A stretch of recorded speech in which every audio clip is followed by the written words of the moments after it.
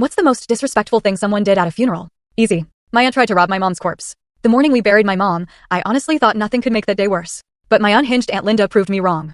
I hadn't seen her in over 10 years. She'd cut off contact after my mom refused to co-sign a loan for her third failed business. And yet, there she was storming into the funeral home like she'd been by my mom's side all along. At first, I thought maybe she just wanted to say goodbye. She had tears in her eyes, and when I gently reached for her hand, she yanked it away. Fine. I figured I'd just keep an eye on her from a distance. That's when I saw it. While no one was watching, she leaned over the casket and started yanking on my mom's wedding ring. She glanced around the room, checking to see if anyone noticed. Our eyes locked. And instead of pretending it was some weird emotional moment, she smirked. I deserve it, she whispered. She promised me this when we were kids. I told her to stop, trying to stay calm. But Linda doubled down. I'm her sister. I deserve something. Then she screamed it across the entire room. My kids started crying. My husband stepped forward to stop her, but I held up my hand. Even in that moment, watching someone try to steal off my mother's dead body, I remembered what my mom always told me. Kill them with kindness. It hurts more than yelling ever will. So I didn't shout. I didn't call security. I walked straight out the door, got in my car, and drove away. I figured she'd cool off by the next day. So I showed up at her house with a small velvet box. Here, I said gently, handing it to her. Mom kept a few pieces of costume jewelry.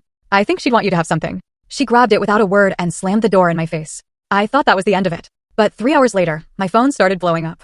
She'd taken pictures of the costume jewelry, posted them to her private Facebook, and wrote, "My selfish niece is hoarding the real diamonds and gave me this fake garbage." She probably already sold the good stuff. The comments were brutal. Relatives I hadn't spoken to in years were calling me a thief, a liar, a greedy disgrace. But I didn't care. My mother was dead. That was all I could think about. So I turned off my phone, put my kids to bed, and cried myself to sleep. For 2 weeks, I ignored everyone. Eventually, even the text stopped. I figured Linda had finally let it go. Until one day, after I came back from grief counseling, something felt off. The front door opened too easily. Inside, it was chaos. The china cabinet empty. Photo albums torn and tossed across the floor. But the worst part? My mom's urn was gone. We'd cremated her. I kept her ashes on the fireplace, something to hold on to while I grieved. Now, in its place, was a note.